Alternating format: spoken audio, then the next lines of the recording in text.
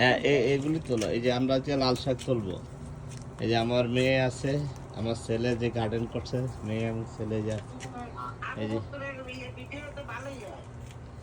এই যে আমাদের এখন বড় ডাটা হয়ে গেছে। হ্যাঁ, কত বড় বাগান মাশাআল্লাহ।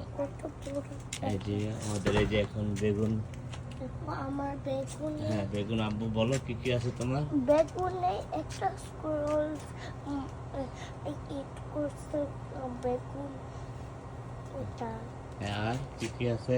যে স্কুল আরো বেগুনের আর এটা কি গাছ? আলু গাছ। আলু আলু গাছ আর কি? পুড়ে গেছে।